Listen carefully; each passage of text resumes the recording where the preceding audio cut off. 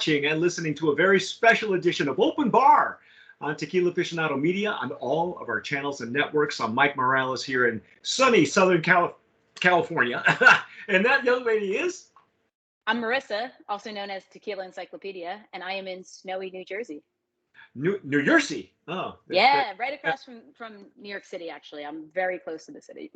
You can see it from, so you're at a safe distance. That's good. I'm a safe distance. I can see it from my couch if I turn my head at the right angle. But it's close enough to get to within 10 minutes, but it's far enough away that it stays there, you know? That's good because, you know, in case anybody decides to do anything to New York, you get to see it from your house. Oh, yeah. Actually, when I first moved here, there was that huge power outage that only impacted like a certain section of the city.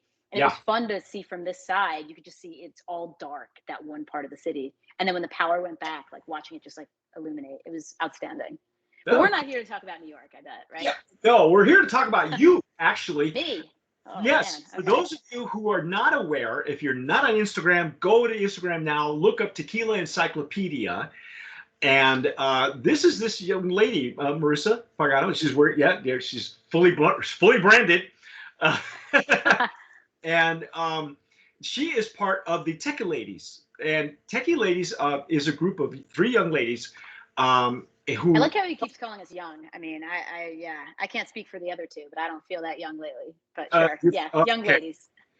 So anyway, well, you're younger than me, but only by, you know, a couple of hours. Anyway, but they have come together, and they have a regular show at now it's every Tuesday, right? Every Tuesday. 9 p.m. Eastern, 6 p.m. Pacific. And they interview, I guess every week you guys interview somebody different. And then like on the final week of the month, it's like a free-for-all, right? It's like yeah, we call it freestyle, but yeah, it is a free-for-all sometimes. Yeah. It's a what is it? What do they call it in wrestling? It's a cage match. Well, I'm a huge UFC fan, so careful. I'll go on a UFC tangent for a while. Well, I've watched you. If you've not had a chance to watch these gals, you got to. They're quite entertaining, first of all, and they're also. It's interesting because as young as you guys are, and I ask this question to everybody: why tequila? Because I'm looking at a portion of your collection back there, and do you have any idea how many bottles you actually have? Oh God.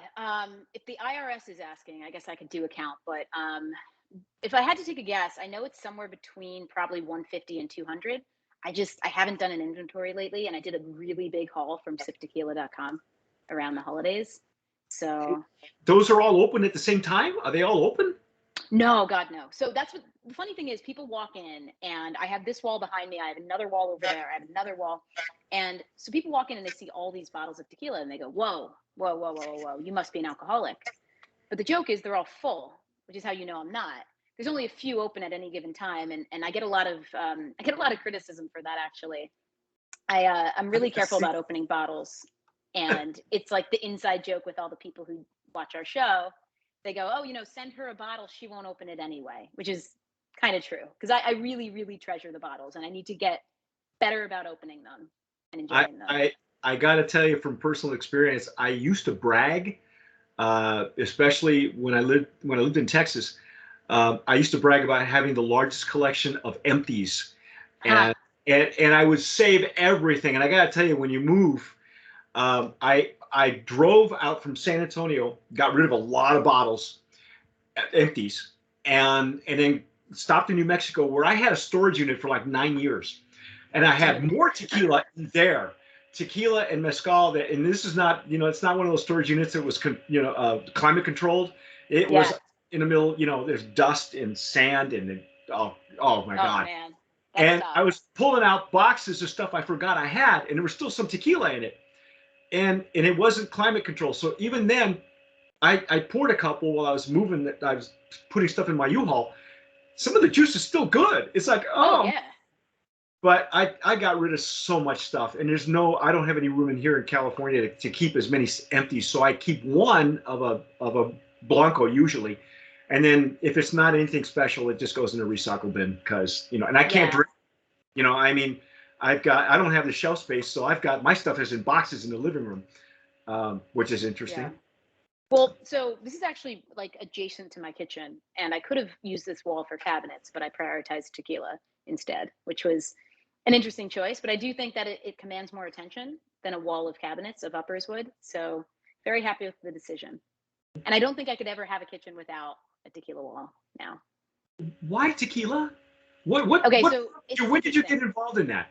What? Yeah, so the coolest part about this community is you meet a lot of people who have a ton of different stories and reasons why they're involved with tequila. Sometimes it's a family thing, sometimes it's a cultural thing, sometimes they just like stumbled on it. For me, it's kind of weird. I really didn't drink much I didn't drink at all in high school, very little in college, very little in my 20s, in fact. So for those of you keeping score at home, yes, I'm in my 30s. And what it was my family had been going to Mexico for God since I was in my teens, and about once a year. Then it became twice a year for a week. Then it became 2 weeks. Then it became 2 weeks twice a year. And so over the years, I started trying tequila a little bit at a time. Again, not being a big drinker. And I wasn't a big drinker because I didn't like the taste. Number one, because in college it's like vodka, really bad vodka. And then in your 20s, as a female, it over indexes on wine, which to me just gives me a huge headache. And then I just pass out. So, like, I don't even need NyQuil. If I ever want to fall asleep, wine, and I'm out. And I just didn't like that. It was not a good sensation for me. So, when I was in Mexico with my family, I would try tequila. And slowly but surely, I realized I'm not falling asleep and I don't feel terrible the next day. And it wasn't really until, God, maybe like 3-ish years ago that I was walking through Cabo and randomly stopped into a tequila store, just totally random, not planned at all. And they had me try a bottle of, the big touristy tequilas, right? That they want you to try the sweet stuff because that's what they assume a tourist wants. And so they poured me a bottle of Cava de Oro, the extra añejo, which I will always have now because of that. So it's my gateway tequila. I use it to turn other people onto tequila. And I tried it and it just blew me away because it's just so different from, the Jose Cuervo that you expect, not the Reserva, of course, but like the Jose Cuervo that you get in college and things like that. And so in trying Cava de Oro, I realized there's a huge range. And that was actually, no, it was 2 years ago. It was right around November before lockdown. And then March of lockdown happened. And I went from having one bottle to now close to 200 2 years later. So you do the math. Lockdown certainly inspired a lot of it. And then just to make the answer a little longer, but um, I then got really lucky because Don Julio's birthday, like Don Julio of Don Julio, Right. is in January. And I had posted something like a tribute to Don Julio on my personal Instagram account because Tequila Encyclopedia didn't exist back then. And one of the brand reps from Don Julio reached out to me and said, "Hey, we're doing Don Julio's birthday party, like over at this restaurant, like come join us." So I gathered some friends and I went to it. And I was like really nerding out because Don Julio was one of my favorite brands because, everyone starts with like the 42s of the world and whatever. And slowly but surely, I'm realizing like I'm learning more and more about tequila. So I post all this stuff on my personal account. And I guess I hashtagged the right thing because Tequila Maestro, the agave man, invited me to join this agave squad. And it's this group of, God, I don't even know how many people. And it's a highly curated list of enthusiasts. And I started by being like the newbie who knew very little. But you're now in lockdown and like you're on your phone all day, you're looking at things. I was reading that every day, all hours of the day. And I learned so much in the span of like a few months. It was kind of a crash course in tequila. Fast forward, I then a year later, March of 2021, I went down to Florida and visited siptequila.com. And from there, I decided to start my own account because my personal Instagram account was all about tequila. And so I started Tequila Encyclopedia because that's what my family started to call me. And then from there, yeah, I mean, I got a tequila certification and here we are. It was October of 2021 that we founded Tequila Ladies too. So it's all been relatively quick, like within the last 2 years. You've how has it been? How's Tequila has been received? Yeah, so it's interesting. I'll start with Tequila Ladies and then I'll go into Tequila Encyclopedia because I had two different receptions for each. Tequila Ladies is really, it's been well received. And I think part of that, we just kind of stumbled into it, getting three people with such different and complementary personalities. Like I'm the goofball, obviously. Heidi's just so sweet. Like you can't say it, you can't get her to say a mean thing. Like number Yeah. one, not that you'd want to. And so like talking to her is like talking to a hug. And plus she also just has the most beautiful voice. Like it, so you know, I've got the Talking Jersey to accent a or hug. whatever. It's We just should just talking call to her a hug. Tequila Hugs. You know, I just. would. Oh, I would. And this beautiful voice, beautiful personality. And then you get Marae, who brings a whole nother dimension because like her family's been around tequila for decades. She grew up with it. Yeah, She's just like dropping can't knowledge wait to talk to bombs. them. Yeah. So you get these three different people from actually three different parts of the country as well. And I think we just kind of stumbled into it and got really lucky that the personalities all sort of melded and it ended up being like complementary. It really, really stumbled into it because I just shot them a group message. And actually, there was one other girl that I'd reached out to originally. And it was the two ladies that are on it. And then also Lauren of Love and Tequila. And I said, guys, I want to do a show. Like, let's do a weekly thing, just the ladies, and we'll do it like we should do it every week. And I got pushback initially. It was like, don't do it every week. Like, that's too much. I said, okay, well, here's how we'll do it. There's 4 of us. So there's 4 weeks in a month. Well, 4.3 if you go by the accounting standards, but we'll leave that aside. And so each one of us there's 3 of us in 4 weeks. So each one of us will host a week. And if you don't want to go to the week you're not hosting, you take the week off, you do your thing. And then the 4th week, we'll have all 3 of us host and we'll just allow guests to come on, like from the audience. And initially it was a little apprehension, like, are you sure? Like, that feels like a lot of time commitment. And I was like, again, just feel free to only join, you know, on your week. You don't even have to do the freestyle show. And slowly but surely it went from being like, okay, well, let's try this to like a thing we looked forward to. And then of course, like having, you know, 3 different women, we get all sorts of guests. So the reception's been good. The concept, you know, continues to grow, and yeah, I think it's been pretty fun for me. I get to talk to some incredible people. So, So are you the ringleader then? oh no. I said, well, it was my original email or DM that went out, but there's no ringleader. I think all 3 of us sort of take ownership of it in different ways, and you know, I think in that way it's really nice too, because there's a lot less to do when you've got more hands doing it. We've all kind of settled into our positions of who does what, but none of it's really written down. It's more just like, oh, well, some advertisement needs to go out for this thing. And I'm always the one like at the gym at 6 a.m., like doing it from the gym. So if you ever see like my stuff, if there's ever a typo, it's because I'm not wearing my glasses at the gym. I am extraordinarily blind. Like, you are a blur to me right now. I can actually. Oh, Hey, yeah. That's okay. Wear the glasses, please. I can see now. I got readers. You know that. Oh, like, wow, lettering is so small. shirt. Yeah. See, I got readers. It's a nice shirt. Yeah, I wasn't sure what that was. This one is. It's actually. I got this for Christmas from my sister. It's the Topps Bubblegum company. Oh, love them. Yeah, they had great baseball cards. They just got bought out by Fanatics. Yeah, you didn't know that? Yeah. No, I didn't know that. I can only keep up with a few things at a time, man. Come on, you're a baseball person, aren't you? Oh no, you're football. I am. I'm big baseball. I grew up playing boys baseball. Yankees or Mets? Yankees. Italians, which is my background, we skew Yankees because of the DiMaggio, et cetera. Oh yeah, the Berras and DiMaggios. You know that Yogi Berra's granddaughter? So Yogi Berra's grandson and I went to elementary school together. His granddaughter is a journalist, a sports journalist. That rules. Yeah, she's cool. She's that's really cool. Yeah. Well, we're going off on a tangent, but that's what this is all about. It's about, you know, it's not just about tequila. It's what's your background though? I mean, you're obviously not doing this for a living, because I can tell you that it's a tough living to do. So what do you do? What do you do for, after you leave the gym in the morning? What do you do? Not a whole lot. No, I'm just kidding. So I was in banking basically for the majority of my career. Started out mostly on the consumer side, so not anything too crazy. But then I hit some of the big banks, some of the ones you can imagine, and it was good. Long hours, pretty crazy. You would think that would be the time when I started drinking, but it wasn't. You didn't have time to drink. And then most recently in the last year, I switched over to the media side of the house. So I run a product team for a fairly large media company, one of the big guys. So yeah, that's what I do. Wow. Yeah.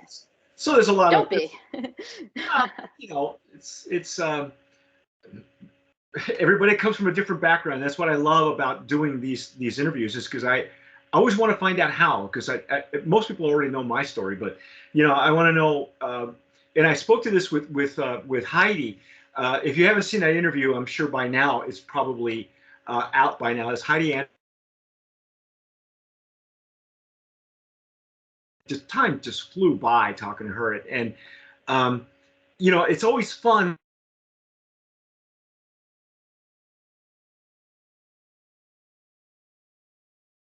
Go yet? Besides, hey, I mean, I think it's coming in and out for me. You keep freezing for a little bit and then coming back. It's okay. I can see you fine. You're okay. Okay. Okay. Yeah. Have you ever been to a distillery, or are you planning on it? I am planning a trip, hopefully for the spring, with some people that I met from Agave Squad, which is just super cool. I wanted to go a little earlier than that, but of course, you know, timing with like things beyond tequila, you have to obviously accommodate. And then also, I've been told that the spring is just like a wonderful time of year to go. So I'm really looking forward to doing that. And when I told my parents that I was going to Mexico with people I met on the internet, they weren't like super jazzed about it, but I can hold my own. You know what? That's how we started. For us who have been in watching this business for over 20 years, I think that's what's inspired me to kind of start lurking with this new crop of influencers, because that word didn't even exist. When people ask me about Tequila Aficionado, I say, well, we grew up with the internet. You know, literally, we started doing podcasting before it was a big deal. Now it's come full circle. But the guy who started the website, who's now one of our tasters as well, we did tastings only audio, because that's all there was. Wow. You know, it wasn't we didn't have YouTube, and we didn't have any of that. It's obviously no Instagram. And so the word influencer didn't exist. And what there was a group of people that we didn't even have forums like Facebook. We had tequila forums. Oh yeah, and I got prior to that, we had email lists. So basically, on the email list is like, you know, you would join this list like on Yahoo, which is what we had, and all these people would sign up. And what happens is you would shoot out a question, and everybody had a chance to answer back. So you had these long threads wow. And that's how I met a lot of these tequila people. And then eventually you merge. So we merged onto what they call the Blue Agave Forum, which was run by Ian Chadwick, who's a Canadian. And 35 of us decided we wanted to take a trip to Mexico and visit distilleries. Amazing. And it had never been done before. Okay, this was prior to these groups that are, you know, never been done before. So there how long ago was this? Like, are we talking like Clinton? This was 2000. Let's see. This was after I was doing tequila shows in 2001. So it was like 2006, maybe, I think. Second term Bush. Second Bush. And I tell time by president administration. By presidents. Yeah, it's weird. Like, I'm born under Reagan, for instance. So. Oh, really? Good for you. Yeah, Reagan. Thank you. He was our governor for a while. I remember him being our governor, actually. Yeah, he's a good. Him and the chimpanzee. Oh my God. I know, and he worked at GE, which is where I got my start, at GE Capital.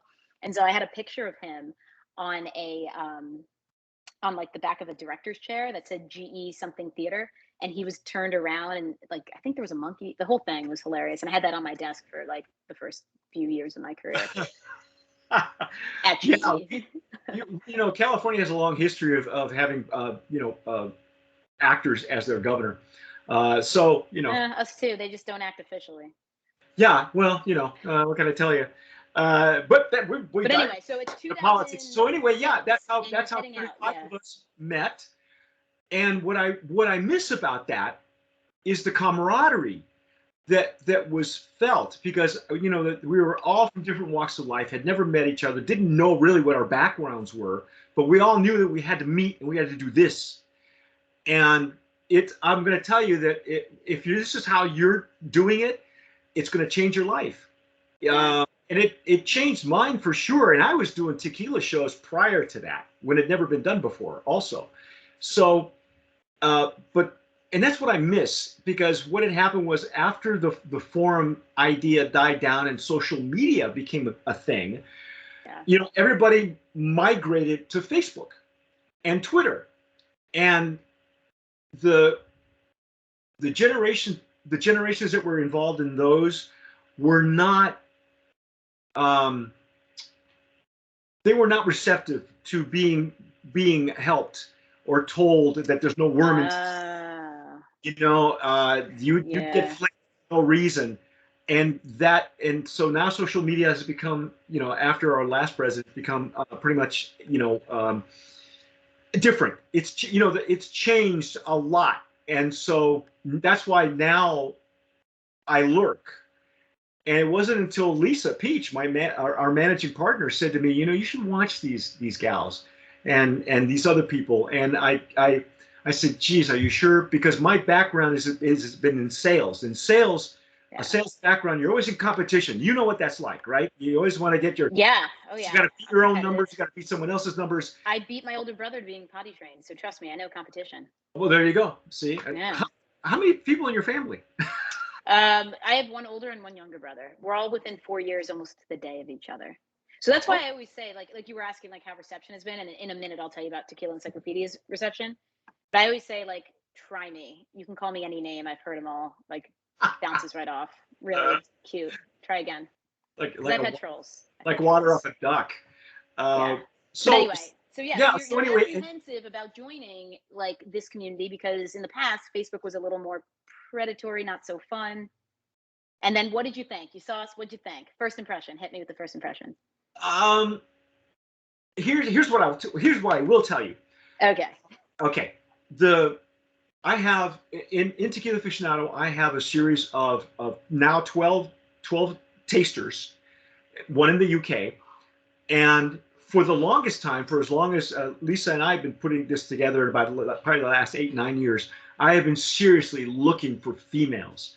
I have been looking and searching, and you know, we've had husband and wives, we've had a couple of females, didn't work out, you know, and so you know why females? Just out of curiosity. because I had so many guys that, you know, I wanted a different perspective because when I wrote the book Babes to Boss Ladies, that was a series of interviews that I've been doing with Tequila Aficionado because when I met Ana Valenzuela and saw she's this diminutive scientist who carries her own snifter, you know. Amazing. And I had one of her books and I took it with me because I knew I was going to be that was my second trip to Mexico, and I knew I was going to meet her. And it was what it was the that particular trip was the prototype for tips, which I didn't know. That's what it turned into. So I was exposed to academics and I was exposed to doctors and scientists whose books I've read. And I took my book with me and I had her sign it, you know, and David Searle has been a mentor of mine for a long time. And he's such a wonderful guy. In fact, when you go to Philly, you got to go to Tequila's Phillies. I have that, so that is on my list too. That's a bucket list. You must go. That's an hour drive for me. Well, 2 hours, hour and a half. I don't know. It depends how fast I go. It depends. But it's not that far. Yeah. No. And there's some incredible people down in Philly, like also Jason Krasnow of Bad Hombre. One of the coolest people on earth. One of the most generous people on earth. I actually met him in person at a tequila event. I guess now it was probably the fall. God, time just kind of. I don't know what time even is anymore. Yeah. And he was so nice. Oh my God. And then actually, you know what? It was September 10th. And I remember that because we stayed out and until midnight, it was right down near 9/11, the memorial. And right at midnight of September 11th, he and I went. And like two strangers who met through tequila, there is nothing more personal than being at 9/11 on the anniversary, the 20-year anniversary at the site. And so, yeah, like pretty incredible experience. But again, back to the whole thing of like you meet these incredible people through this, and tequila really brings you together. It really does.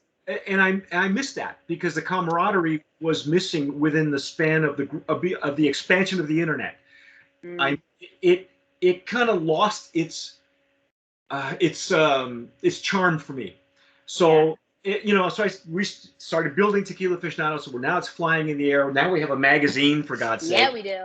You do. And again, and I credit Lisa for having the vision because I thought print was dead. You know, after the bubble burst, print died. You know, what was considered reputable journalism is now pay for play. It's all opinion. I frankly. actually, I'm very analog. So my job has been digital for a while. Even when I was in banking, I was on the digital banking side, and so I like crave analog. I'm like that weirdo who's still taking paper notes on things, and I don't print things out. I'm not like a printer, but for someone in my generation, I certainly skew more analog than a lot of my peers, and I think a lot of it is just like craving that old way of doing things. Well, see, that's what I miss too. And when we started putting this together, I told Lisa, I said, if we're going to do this, I said, I want this to look like, I want this to be Instagram you can hold in your hand. And that's what Nice. it turned on to me because, when you scroll Instagram, once you scroll, it's gone. Yeah, I mean, basically, very Yeah, few it's pretty people. hard to find. Yeah, and so, but this one stays here in your hand forever, or on your Kindle forever. Because you can buy it on Kindle if you want. Do you know But what I have in my living room? books. Absolutely wild. Well, yeah, I have tons of books. But I have a magazine from 1977. It's a Vogue from 1977. And I'm not like a fashion person, but my Aunt Laura is. And when we cleaned out my grandparents' house a year ago, she had a stack of all of these Vogues from the 70s. And of course, Farrah Fawcett's just like an icon. Yeah. So I grabbed one of them. She said, take them all. I said, no, I'll take one. And I took this one and I have it in my living room. And it's really cool. It's like almost in perfect condition. It's unbelievably cool. Yeah, I misprint, but it is what it is too. I mean, it died. Now you got Business Week. They merged just to stay alive, and Time Yeah. Magazine's this thin now, and so like I say, I with the expansion of the internet, there's a lot of things that contracted, Hmm. and some of that was the fellowship, the goodwill, among these groups of people, the strangers who had one thing in common, and it's nice to see now that I'm online a little bit more because I have the time to just, even if I'm working, I just got something going on Instagram or Facebook or Yeah. whatever. And it's nice to see this coming back around, this new crop, this new generation, which is all different generations too. I mean, just the little microcosm the Techie Ladies is, you have three Yeah. different generations. I mean, Yeah. Well, yeah, actually, yeah, we have three different I guess age brackets. Yeah. yeah, and Um perspectives as well. and my MBA actually is in digital media and technology. And when you look at it anthropologically, there was this whole like movement for a while of big houses with all these big things, so that you don't need to go to the movie theater. You have the experience on your own. Like you watch content to yourself, by yourself, you do things alone. And then it swung back, and like I was looking at it. I lived in New York prior to moving here, and it was trending tiny apartments with massive shared community rooms and massive shared amenities, because the pendulum was swinging back to big collective experiences. And I don't need a massive TV if my common room has a massive TV. I don't need a Peloton if my exercise room has one.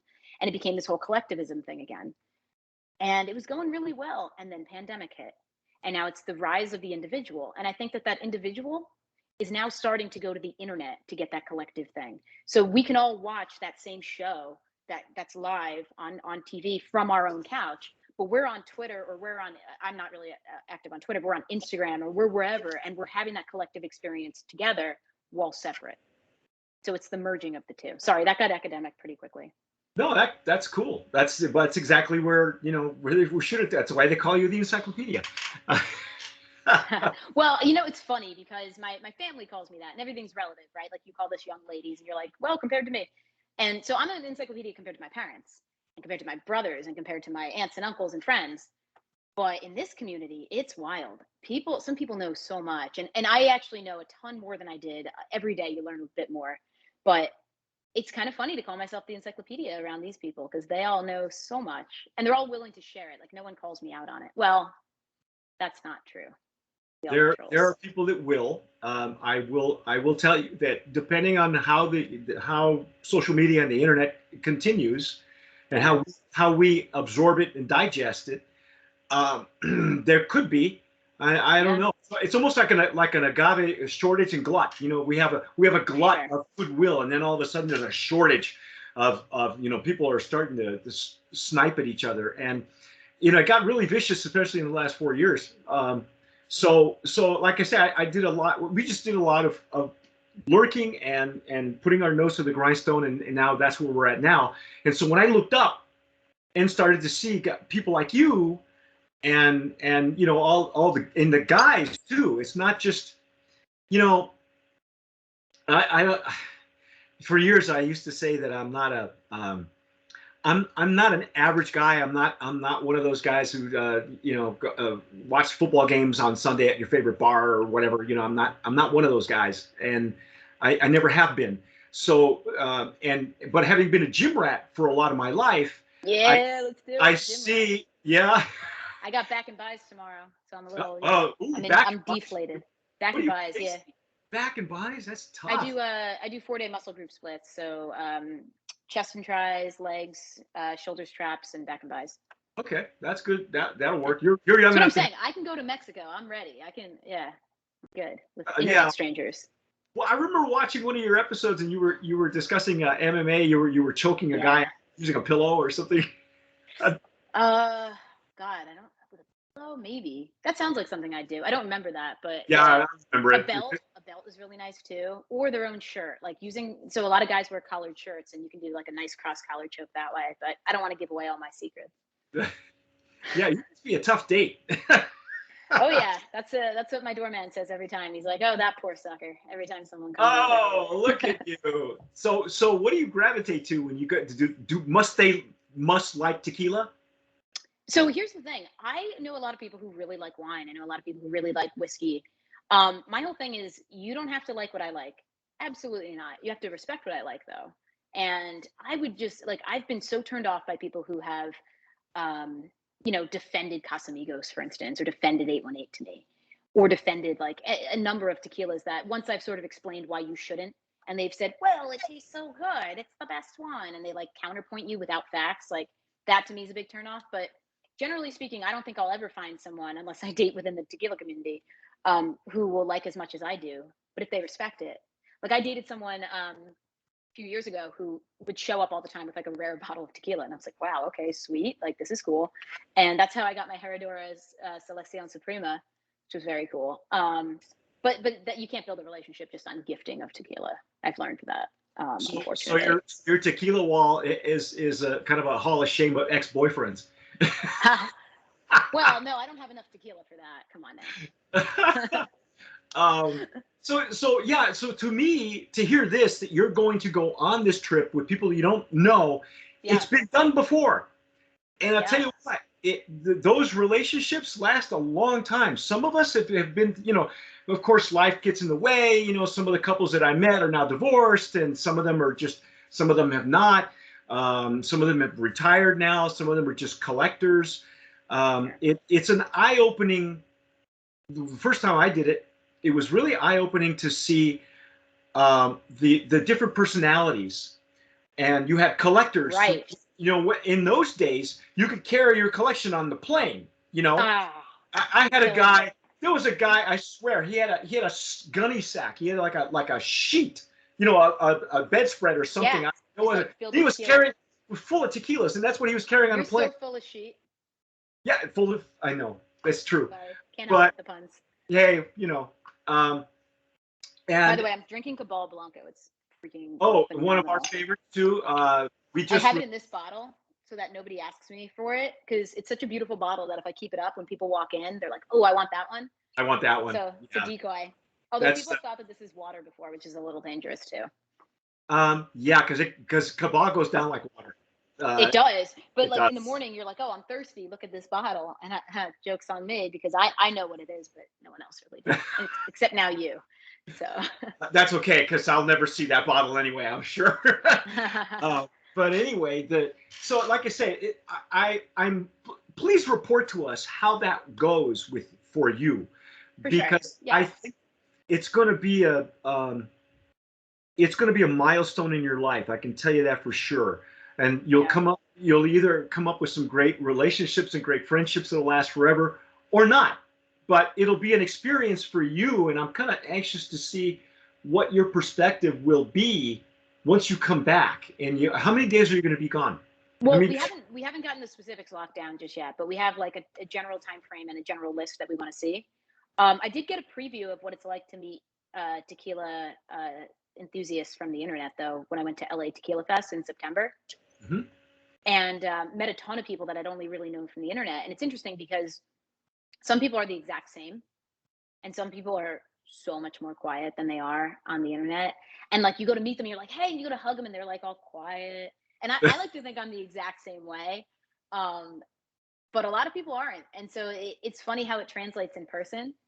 And that's always been interesting. Well, But the one thing, it's the Instagram persona.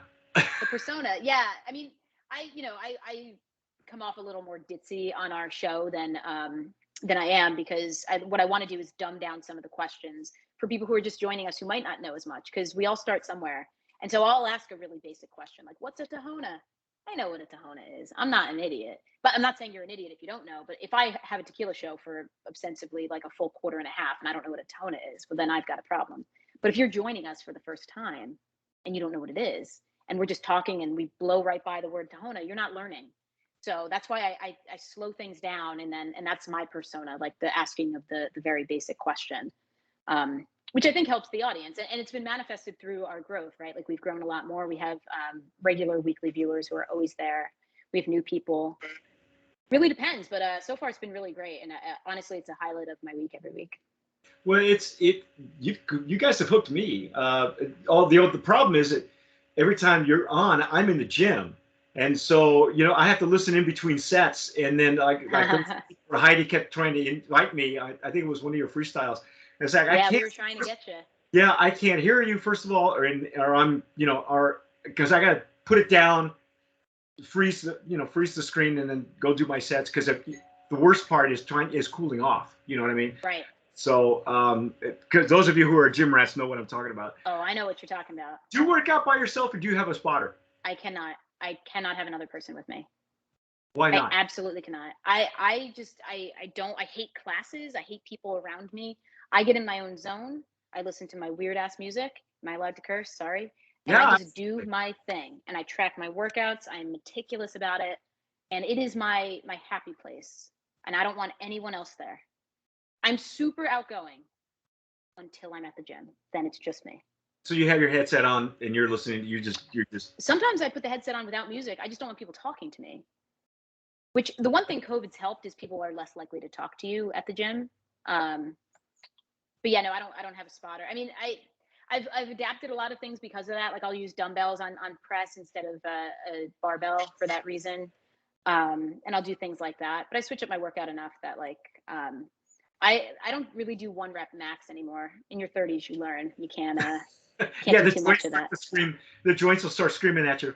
They scream hard, yeah. And I'm pretty small. I'm actually like 5'2", so there's only so heavy I can go anyway before my body's like, girl, stop, just stop. So my goal is to bench my body weight though, and I got very close.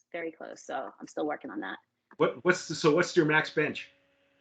You're asking what I weigh. I weigh 130. Oh no, I'm proud of that. I was 120 forever. I had to work so hard to get to 130. I worked my butt off to get to 130. And I actually got to close to 135 right before pandemic. I actually might have been a little too jacked. And then when pandemic hit and my gym closed, I was doing like so many push-ups every day and doing all the things you can do. And I shrunk. I lost like 15 pounds in the course of like 6 months. And the irony is everyone's telling you look great. They're like, you look so good. And I was like, I don't feel good. Like I worked so hard for years. The good news is once the gyms open back up, you kind of like, you can gain it back very quickly the second time around. But I'm very proud of it. I was going to, this is like my third conversation that revolves around tequila and fitness. Okay. Because it's funny, you tend to run into a lot of fitness enthusiasts who love tequila. Oh yeah, low glycemic index. I had a chance to interview Jill from Costa. And we got into discussing the fitness aspect of it and all that. I think I did an Instagram live with Tequila Margarita. That he does these great graphics. He sits like on his bench. Yeah, well, yeah. And the sad part is it's not available to rewatch because neither one of us knew a lot about the Instagram live, and so it screwed up for both of us. So that whole conversation is gone. But we're gonna do it again. It lives now in your heart. Yeah, I know. It's in here. And so when did you start working out? Was that something that you all had always leaned toward, or what? Yeah, Was yeah. I played sports all through my life. I actually played boys baseball. So my older brother and I are very close in age, a year and change. And so he and I just grew up playing on the same teams. Every other year, because it's 2 year increments, we'd be on the same team. Shortstop, second base, like we had the best turn two in the league. And my dad told me I could keep playing boys baseball as long as I made it to the all-star team each year. So every year I had to work a little harder and make sure I made the all-star team, because as you get older as a chick, you don't get that much bigger, but the guys get a lot bigger. So I just had to work a lot harder. And then eventually, obviously, it's very clear I wasn't going to be a massive human. And I switched over to fast pitch softball, wherein it was tough to learn. Like from fast pitch, it's the same speed from the distance the distance is you know, short? distance is shorter. The ball comes up. There's a rise ball now. Everyone knew all they had to do was go up and in on me, rise ball, and I was toast. But I played in college, and so yeah, I've been into all this my whole life. But I really didn't start lifting seriously probably till my mid 20s, which is also coincidentally when I discovered tequila, like Espolón, once in a while. But yeah, it wasn't until like mid 20s that I really started lifting. So people don't know this except maybe my sister and a few people who know me personally, but I used to coach girls softball. Oh, So nice. I was a failure at baseball, but I loved coaching girls softball, and I had some really good winning teams. And my sister was always on whatever team my sister wound up being on. I tried to be the coach, and so I really appreciated watching girls play softball more than watching guys play baseball. It's a lot faster pace because Yeah, it's a smaller field. It's just faster pace. Like a bunt can get you to first or second. yeah. In baseball, it's more of a sacrifice kind of situation, and no one's sacrificing because it's the egos of the fastball and the home run. The egos of fastball, home run. That's all it is nowadays. The small ball's gone. They But not in gotta softball. learn to bunt. They bring back the You got bunt. to learn to watch softball. Some of the greatest hitters in the world were bunters. Rod Carew, Tony Oliva, who just made the Hall of Fame. Tony Oliva, oh my God. And then there's somebody who's really a great bunter, and I have to find it because they're so rare now. Everybody wants to swing for the fences, and it's like, no, man, bring them play small ball. Small ball. That's honestly, yeah. Stop watching baseball, start watching softball. Because I'll tell you, like I love August when and the spring. I like the spring when you've got the College World Series on, like around April, and then I love August when there's Little League baseball too, because I just feel like the smaller diamond, it's a lot better. The egos are in check, whereas Major League Baseball, I'm not trying to dog on it, but it's gotten a lot more about the fastball and the home run, and that's just not as fun to watch. It means there's lulls of nothing, and then big plays, and then lulls of nothing. Yep. Yeah, well, like everything else, it's changed, and I blame the commissioner for the lockout currently, but Yeah, you and me both, let me tell you. Yeah, when you call that it's just a piece of metal. Okay, bro. Sure. Yep. Nope. Yeah, and it's okay to bang on trash cans, right? Oh, please. Oh, please. Yeah. It wasn't on 2017 when the Dodgers lost that World Series to those guys. And the Yankees lost the ALCS to them. Yeah, I was heartbroken, and I didn't know why.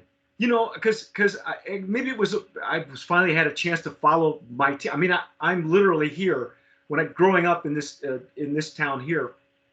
We're 40 minutes from Dodger Stadium, so we would go. I mean, that's now it's an hour and a half because of 5-lane freeways on both ends, right? And traffic wazoo. But I'm still 40 minutes from Dodger Stadium as the crow flies. At 2 a.m. Yeah. At 2 a.m. Yeah, without traffic. But so I remember those days, and I've been a big Dodger fan all my life, and I finally had a chance to follow those guys in 2017. We were on the road doing a lot of the tequila road trips we were doing, and I had a chance to actually follow them while we were on the road. And it's like, oh, this is so cool. And when they lost, there was something. It was really heartbreaking, but but not in a natural way. You know what I mean? It wasn't like we tried our best. we tried our best and may the best man win, like those classic Dodger Yankee World Series where Yeah. leave it Or all the on. Yankees and the Red Sox before they started juicing up. Now they all juice. Exactly. We lost to them in juicing situations and no one talks about it. Yeah. But like the Dodgers, I mean, I shouldn't admit this, but the Dodgers are a team that I actually favor because even though I lived in San Francisco for a bit, because Tommy Lasorda actually is like a distant cousin of mine. And Oh, also, no kidding. yeah. No And kidding. also in Little League, yeah. And in Little League, you have to choose like what team you are. And everyone always wanted the Yankees. So my dad, who coached our team, chose the Dodgers. And so, as a kid, I had like a Dodgers jersey and I liked them. Hold on a second. Hold that thought. Let me see if I have this. Plus, they were in Brooklyn at one point. Although Brooklyn to me is now dead because they stole my nets. I put it away. They stole my nets. Yeah, well, yeah. You can keep them. Keep them. Hell, take the Jets too. No, nobody wants the Jets. Yeah, I know. I feel like we should just change the name to Jersey Jets. The alliteration is nice, and they play here. All their players live in Jersey. It's like, I think it works, but New Jersey doesn't want they don't want to take responsibility. I guess absolutely not. We've got enough bad press. We're good. Hey, I'm just waiting for the Raiders to turn their back on Las Vegas because it's going to happen. Right? They're good. They did it to LA. Why does anybody want the Raiders? Nobody should trust that team. Al Davis is the guy who built that thing, and they're literally Raiders. They're going to go in, spend 10 years in one town, and you don't give them what they want, they'll go back up to Oakland. Move. Yeah, they're out. Yeah, for sure. That's going to happen. We watch. Just don't come here. We don't want them here. There was before they moved to Vegas. I was living in San Antonio. There was a talk about them moving to San Antonio. Oh, nice. Yeah, and it would have worked because they have the same color scheme as the Spurs, which is black and silver. Right. That would have worked, but no, that's not where they wanted to go. And I know that the city could have handled it. It's big and large enough and sprawling enough to be able to maintain a football team, but that didn't work because everybody's a Dallas Cowboy fan anyway. So not me. Oh, no, well, in Texas they are. I didn't find too many. I didn't find too many Houston Texans fans, but there are a few. But anyway. Yeah, up here you can't like the Cowboys. It's like sacrilegious to like the Cowboys. I can't. Got to be honest. I'm not a big Patriots fan either. No, I hate the Patriots, man. That's the second one you gotta hate up here.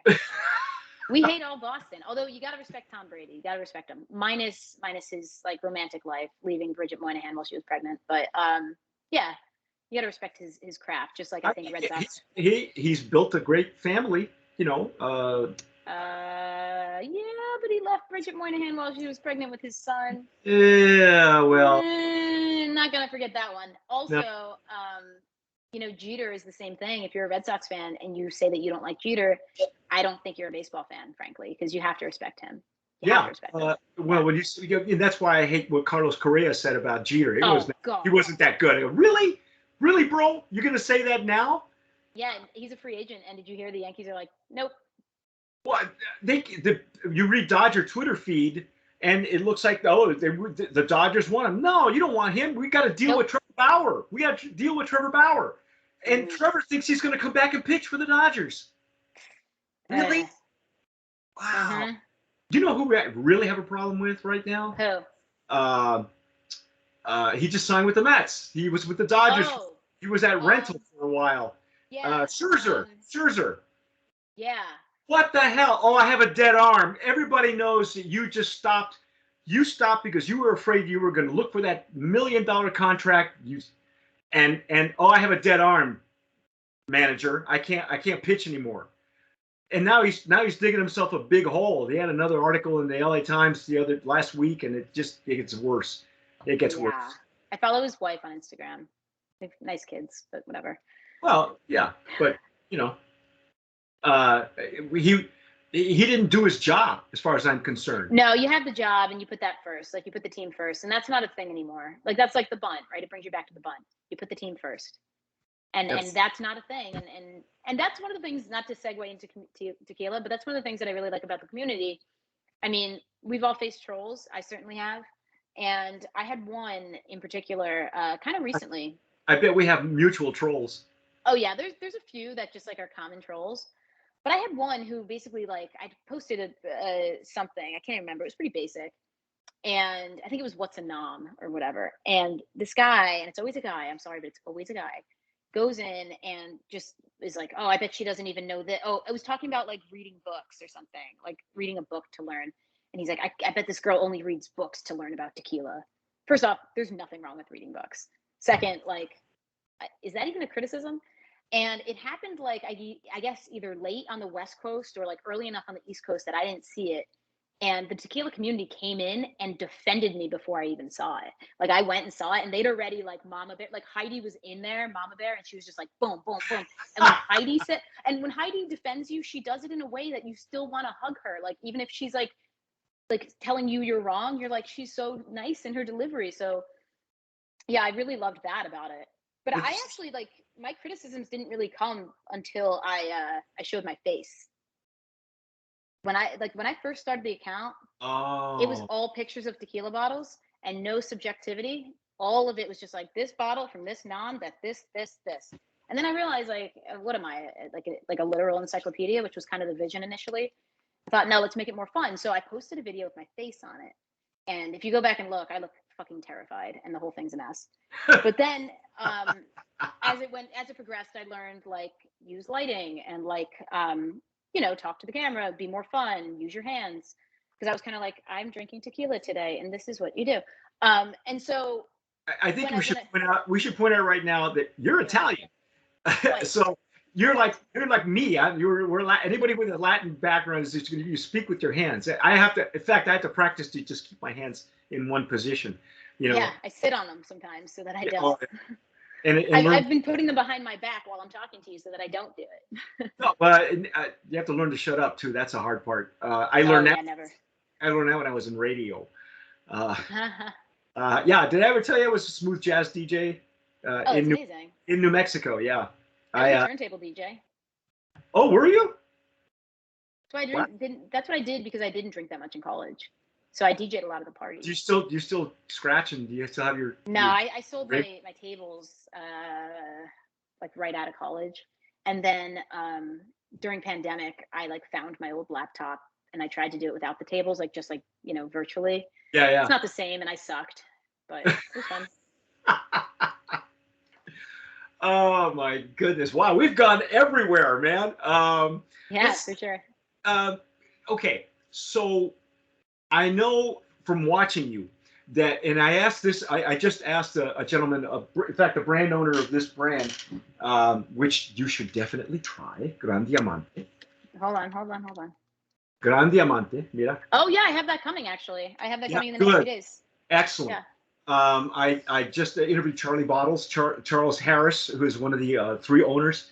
We had a great conversation, and I asked him, I said, because he told me a story about how when they first launched it, he did this big Hollywood thing, because I guess a couple of the owners have connections in Hollywood, and Jay-Z and Beyonce were, I guess it was an event they were putting on, and everybody loved their juice. And I said, okay, so I know a brand owner who actually turned down Pitbull because he wanted to invest in the guy's brand. Nice. And he said no to Pitbull.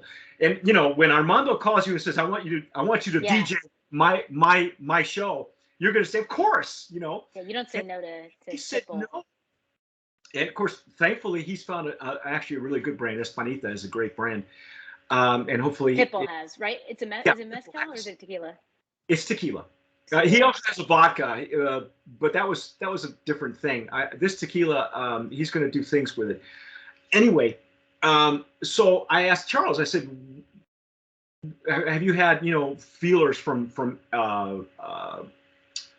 celebrities?"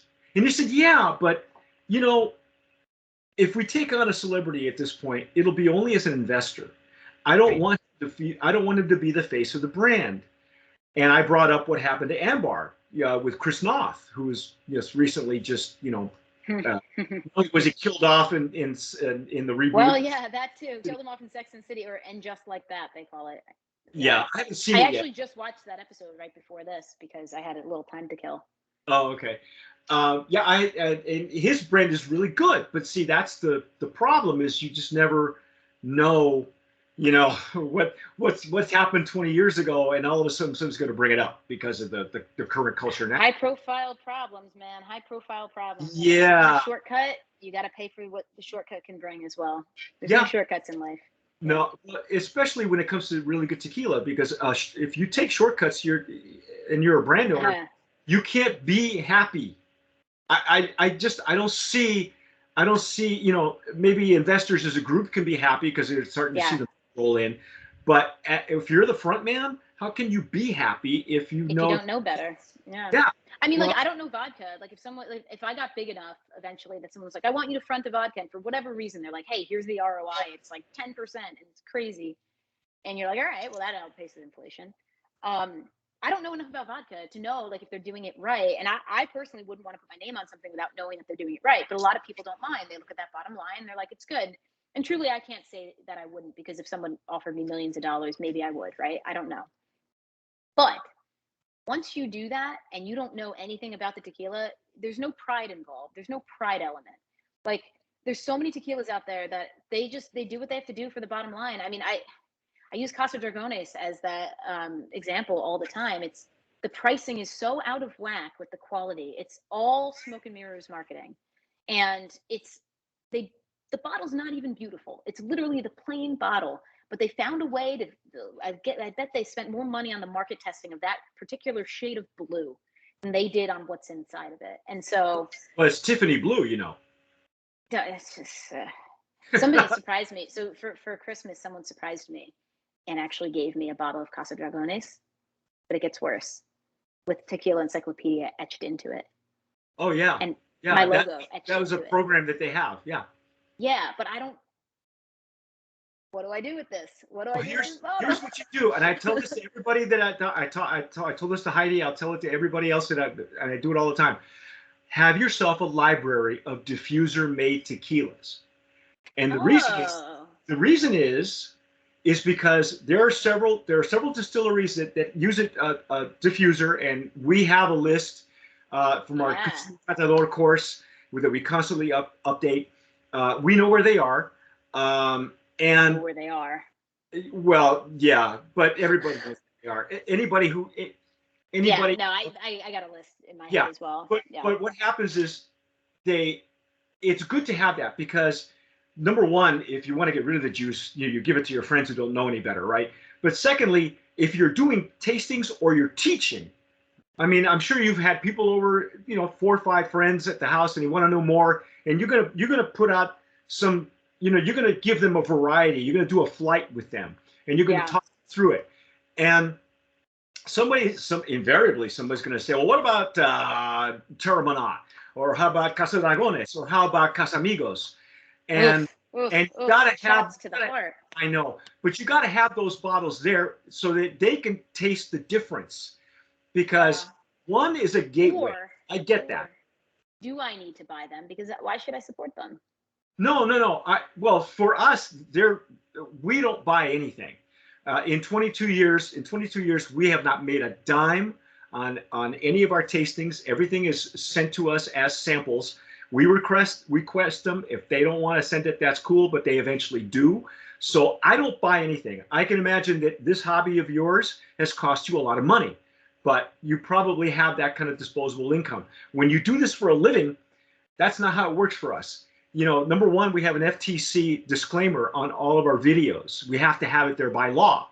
So nobody pays me up front. We've had people want to throw money at us. We don't ask Jose Cuervo. They come to us. In fact, I got one right now waiting to be tasted that we're going to destroy. I know that. The Reserva? No. It's something else. Anyway, so it's, for me, it's a tool. It's a teaching tool, because some people will never go to Mexico. Some people will never see a diffuser. Never. Yeah. Some people even go to a distillery that tells you no pictures. You can't take pictures of our diffuser. Okay. Yeah. And some do. They have. I've been sent them. And so the only way you can describe Why would you even offer a distillery tour if you have a diffuser? Like, that's the part. Like, this is all the part that I don't get. Like, why would you do that? What would you do? Why? What would you do? Why? Oh, why? Well, because Number Why one, offer a tour? Like for instance, I'm a pretty good cook. I cook Italian food very well. I've never ever cooked Indian food. I've just never done it. So I would never invite people over to my house and say, "Hey, let me cook you some Indian food." Stick in your wheelhouse, right? Like I'm good at Italian food. I'd invite you over for Italian food. You use a diffuser for your tequila. Don't invite people to come look at how you make your tequila. well, no. See, here's the thing. When you take a class like Ana Maria Romero Mena, all right, who is the brains behind Inspiro, Yep. she's the brains behind Corrido, she's the brains behind La Volcán de Gritana. Tierra, right? This woman, Oh, no, there's, that's Melly. Hold on. La Gritana's Melly. Sorry, my bad. yeah, oh, Mel is another one. Melly's great. But you know, Ana Maria has her own classes. You know, people go to her to be certified as a catador for classes on how to take the. You know, she's had movie stars, Dr. McDreamy. There's a picture of him and her. The deceased owner of Corrido has taken her classes. I mean, she has a long history of everything she touches is gold. Okay, part of her curriculum is taking you to see other distilleries. One of those distilleries is one with a diffuser, because you can't really know what a diffuser does and what it looks like until you see one in person, or you Right. And I don't fault people who want to go see it. I'm faulting the distillery for offering and allowing people to see it. Like they should be embarrassed. No, but here's the thing. If you, again, reverse engineer who this guy is, he's an ex-Cuervo employee. He's worked for Cuervo. He has a family. He's got beautiful kids. He's a human being, but he's also all business, from what I hear. I've never met him. I have interviewed him for one of our profiles books. He's been very forthcoming with information. He knows what he has. He has a viable product that people will buy. I personally, and I've said this before, I don't have a problem with diffuser tequila if you're using it for a ready-to-drink mix, because then your base product, that's not where a lot of the expense is coming from. It's in the ingredients and how good your margarita mix is or your ready-to-drink. Okay, I don't got a problem with that. I don't, because that's what diffuser tequila is good for. For Yep. me, it's good for infusion. It lends itself to aging. What I have a problem with is when you're coming up with these brands who are coming to this distillery with beautiful cognac-style bottles that weigh a ton, and you're charging an arm and a leg, and your expense is in the barrels, you know, but the outcome is the same. The juice is not going to be that good, but it takes, Nope. you know, I'll tell you what, the aged versions of diffuser tequila get tougher and tougher to distinguish. It can be done, but you really got to take your time with it, and you got to have experience with other tequilas that are aged coming from a certain diffuser tequila distillery. So if you use it as an educational tool, that's different. But Sure. you know, there's a stigma involved where the brands know that they have to go to a distillery that has a diffuser. That's their, but see, when you're the owner of the diffuser distillery, that's not your stigma. It's their stigma. You did your job. You made their juice the way they wanted it, and it's barreling in your barrel rooms with high-end French oak, beautiful bourbon barrels. You know, new stuff. There's a need in the market, and he's filling the need. That's it. That's why I say he's all business. Sure. You know, is he happy? Maybe he's happy he's putting his kids through college. I don't know. I don't know him personally, but I imagine that he is. He can sleep at night. Yeah. The problem is with the brand owners who don't have the education. You know, they don't reverse engineer this and take the time. That's why I say I was very impressed when I spoke to Mara Smith. How much work she put into her. She knows so much. You know, she did her homework. Everything. She did her homework. Yeah, and like, so you get brilliant people, and I think brilliant people can find a way. And I like to follow the people I trust, like the families I trust, the people I trust. And she certainly is doing a really great job. She's very deliberate about it. She's got a reposado coming out, and then on our show we asked about an añejo. She's like, no plans right now. No plans right now. I don't think ever. But you never know, right? And like, I think that's a really, like, I respect that. I hate these brands that come out, they're brand new, they have an añejo first year. I hate that. What is that? Again, it depends on the brand. For instance, Don Pilar, when it first came on the market, and I know Don Pilar, I know them personally, I know that he's an agave grower, and he has a restaurant in Central California. They came out with an añejo first. It Well, was no, really, coming out with one first is different than coming out with like the full line right away, in my opinion. oh You come out yeah, with you know what I'm saying? Like yeah, an yeah. 818 comes out with all three, and you're like, well, how? Like the one thing as much as Terramana is a lot of smoke and mirrors, the one thing I respected about them is they did Blanco and Reposado next to each other, same price, which is weird because that feeds into the market's misperception that Reposado is just a color and not like an aging, but whatever. And then their añejo didn't come out until a year later. And I know that it's probably smoke and mirrors, but at least it gives the narrative of, hey, we took some time on this and let it age and thought about it. All that said, when you come out with all three, bang, bang, bang, I just, my eyebrow raises, which it tends to do a lot. And again, not that I'm defending all celebrity tequilas. They're just not all the same. Because I put out an article on Medium about, there's a list of probably 10 or 12 celebrity owned tequilas that are worthy of being followed and tasting. Yeah. Yep. And They're not all bad. It's just, you got to be a person who happens to love tequila, who happens to be a celebrity. You can't be like a celebrity who wants a tequila brand because like that'll make you the money. You have to be a tequila lover who happens to be a celebrity. Yep. And that's truth. I can say that truthfully about John Wolfe, Juan Lobo Tequila. Yeah. My interview with him when I did the open bar with him. What a very interesting guy. He's very deliberate about his career and the music he played. He's got this old school. In his music, it comes across like he's an old soul, and he's a young guy. And his tequila really reflects that.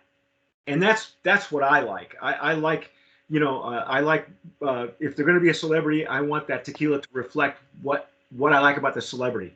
And again, you got to get to know these people. You have to really, and not be afraid of them, because a lot of them are just regular people. They just and a lot aren't. Well, not. But a lot are too, I guess.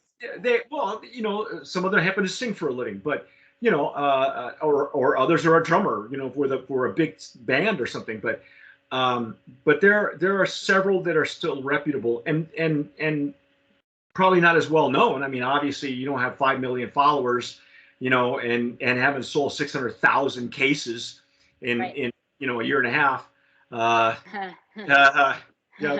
I say, maybe off camera I can talk a little bit more about that. Yeah. But I know that 818 kind of sticks in your craw for obvious reasons. Yeah, I hate that one. I hate 188. Yeah, that one just bums me out. Because you know what it is? Like, it hit the market, and like the people who know me know that I know tequila. So I had a few people reach out to me and send me a picture of it and go, "Look what I just bought. Are you proud of me?" And I'd be like, "No, why the? Well, how can I curse?" Of course. Be like, "No, why the fuck would I be proud of you? That's the worst thing you could have done. I'd rather you buy freaking wine or vodka, rum, whatever the fuck. Just don't get that." And then they're always so like, "Well, why? And it's just, oh my god. So like their branding, obviously, they got the guy from Casa Noble. Their branding, they spent a lot of time on. Their marketing is so careful, but their freaking tequila, I've never even tasted it. I've only smelled it. But I got to tell you, I don't love cotton candy, so I don't think I'm gonna like it. Okay. Well, we have tasted it. We were on we were lucky to have it be on that short list to have it delivered to us, myself and Alex, our other taster. And the only reason that I wanted to taste it was because I know the person who is in charge of the tequila operation. Okay, I know him personally. I call him one of my mentors. I've met him. He's formerly with Casa Noble. He actually helped raise. Yeah, the Casa Noble guy. Yeah. Yeah, David Ian. I know him. So if he got involved, that spoke volumes to me. So I was willing to look at it with an open mind. Now, the rave and the riot was about the marketing. That whole thing went sideways on her. It was exposed incorrectly. That's what you get when you have your friends do your social media for you. Okay. I'm also just like pissed that I now know a Kardashian's name. I didn't know any of them, and now I know that one of them's named Kendall because of this damn tequila. Like You I know, had a streak going. I'm a citizen of the United States, and I couldn't name a Kardashian. I was in the minority, but I no could. one. Well, I was old enough to name their father. Well, no, I knew Kim. Kim, that's not fair. I knew Kim Kardashian was a person. Yeah, Um, but the you know, rest of them eluded me. yeah, Not anymore. and you know that's everybody's got a preference. So I can tell you is that the original juice that we got was good. It was palatable for what the market for the mainstream market. Palatable. Well, because I That's a know, high bar you got but there. I know the technique that they're using, and they're not Yeah. using. They weren't using additives. It was the French oak that they were resting. What people don't understand is the Blanco is a Blanco Suave. When we say Blanco Suave, it's like lunar rested. Mm-hmm. Okay, it's in the barrel for a certain length of time, and they pull it out, and it's Yep. not being stripped of the color. All right, so it's not a cristalino, and they don't. You have to understand. You're not. You know, a lot of people are just spewing without knowing what it is. Now, I also know, and it's been documented in articles that they've moved to another distillery with Oh yeah. known of a diffuser. What that juice is going to look like, and if you see our review on it, we don't know. I like to taste it coming out of the new distillery. What I know is the core first two that we got, it's decent. Now Mm-hmm. I've had people contact me and say I can't drink it. I've had bartenders say I despise it. It's awful. Yeah. It's sweet. I don't know. What are you drinking? You drinking the old juice? Or you drinking the new juice from the new distillery? Because you know, Yeah. you at this point you know that when you move distilleries from one distillery to the other, there's a change. Sometimes it's for the Oh, for better. sure. Yeah. Sometimes it's not. Okay. So you know, I like I could say Cabo Wabo probably the switch. No, not Cabo Wabo. Corazon was probably better when it moved Mm-hmm. from the old distillery to where it is now, because they used to be at the same distillery with Espolon, and when Campari bought the distillery, Corazon had to go elsewhere, Mm-hmm. and it's probably better. That's a rare occasion because most of the time it's the Yeah. other direction. Most of the time it just goes south, and you know that's the end of Yeah. it. Geez, how far have we gone? Oh my About goodness. an hour and a half. Yeah. No, it's actually an hour and 11 minutes. Uh-huh. So I want to ask you the last question is what if somebody came to you and said, hey, I want to start my own YouTube channel, Instagram channel, what advice would you give that person, male, female? I love somebody Yeah. says, I love what you guys are doing. I want to be part of it. How do I do it? My first question would be, well, what's your goal, right? Like, is your goal just to educate? Is your goal just to have fun? Is your goal to like turn it into something that makes you money? Like the goal, I think you need to have that in mind before you do anything, because that'll inform how you do everything. Um, and then the next question would be like, I guess the assumption is it's a tequila account, right? Yeah. Yeah. So the next question would be like, are you passionate about it? Is it something you just like and you enjoy? Are you passionate about it? Who's your audience? One of the things I've been trying to be a little bit more deliberate about is my audience. So there's a lot of accounts and we all talk to each other. And it's just a massive like regurgitation of information to each other. And I love that, but I don't think that that's where I want to position myself. I want to go to that 99% that knows nothing, not that 1% that knows everything. And so a lot of my stuff's been a little bit more basic in recent months. And the reason for that is it's reflective of what my friends and my audience and the rest of the people who need to learn even a little bit or who want to learn a little bit. It's reflective of what they ask me. On my personal account, I'll sometimes ask, my friends. I have maybe about 1,000 followers on there, and I'll ask them like, what do you want to know about tequila? And then I take those questions, refine them, and bring them back onto my other account. And the thought is, I don't want to get too technical on things that people will just like, they're not going to use it. I want a minute, 30 seconds, tell you what you need to know and move on.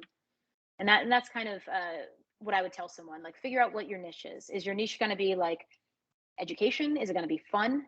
Is it going to be just because you feel the need to get your information into the world? That's a thing, like an innate need to share this information. Whatever it is that's driving that, determine that and understand your audience and then move from there. That's great advice. I'll take that. Yeah. Well, GE paid a few $100,000 for that advice because GE funded my MBA. So there you go. Thank you, Jack Welch. Well, actually, Welch was hey, gone years before. Yeah. hey, I'm not that old. uh, Well, I don't want to take any more of your time, but I do appreciate you being here with us Yes, it's great. on our version of Open Bar. This has been fun because we've kind of there. I've interviewed some people where I've had to go. Their mind is so like Quicksilver, and it's I got to I either need GPS or I got to put on my seatbelt because you have whiplash. I think one person I spoke to like that was like I almost got verbal whiplash because it was he was going from one tangent to the other, and I was trying to keep up because we did talk about just about everything that from sports to from soup to nuts and Italian food. But hey, every Tuesday you need to now. Do you do anything by yourself on your own Instagram? And what I days? do, yeah. My account is Tequila Encyclopedia. Okay. And I do like minute to 30-second videos about basic stuff. And I try to put stuff out. I haven't been good about it recently because I've been spending a bit too much of my time on Tucky Ladies. But yeah, I would say start with following some people that you like. Check out Tucky Ladies. I think that's a really cool thing. The coolest part about it is reading the comments. So you only get the comments if you're watching live. If you watch the replay, you still get the conversation. You just don't get the comments. And a lot of times the comments come in and you'll see me say, well, someone just said this. That's referring to the comments. And that's what really makes the show fun. That's why we continue to do it live. Yeah, well, I watch them again. It's every Tuesday. Every Tuesday at 6:00 Pacific and 9:00 my time. 9:00 her time. Yes. Thank you, Marissa, for being here with us. This has been fun. My goal is eventually to get all three of you together in one big interview, just to see what. I like your dynamic in it, but I wanted people to see you individually as well. Sure. Because just because I think it would be interesting to have that, what you're like without your co-hosts and your cohorts, and I hope I didn't bore you with I know I'm soapbox here, but I've seen you get on your soapbox too, so I like that you're passionate enough about it to and then to know when to step off and go, okay, shut up now. So yeah, I would say the best success that you would have of getting the three of us together is on a Tuesday. So maybe a Tuesday at like 10:30 when we wrap up. We usually do a wrap call or a wrap group text afterward to like talk about what went well and what didn't go so well. And so that's when you might want to find us. I think that would be very cool because then you guys can talk about amongst yourselves how it went, and then I can just kind of I'd have to actually watch. I have to make sure that I'll still be in gym clothes probably when that happens. But anyway, we'll talk. No shame in that. We'll climb that mountain when we get to it. You've been watching, folks, our version of Open Bar on Tequila Aficionado Media on all of our channels and networks. Mike Morales in Southern California. You have been listening to Marissa of Tequila Encyclopedia. Marissa, what's your last name? Oh no! I'm Prince, baby. I'm Prince. Oh, look at you. She's Babs. Share. She's the share of the Tequila Ladies. I didn't even share my first name until we were doing like group texts about LA Tequila Fest, and then it was kind of hard to just be Prince. It was like, no, United Airlines needs your name. You need a symbol. You just go with the symbol. Just you need a logo with it's got. You know who could probably do that for you? Agave tequila margarita. I know he did. We're actually looking at turning the book like a tequila, like an encyclopedia book with agave, like a book. Oh, that's a good coming out of it. Yeah, we're working on that right now. So he is soon enough. Yeah, we need to do. I have to do one of those with him. Maybe we'll get a live done where we actually have some replays available. But sure. It's been fun. Thank you for talking to me about everything from sports to lifting weights and celebrity tequilas.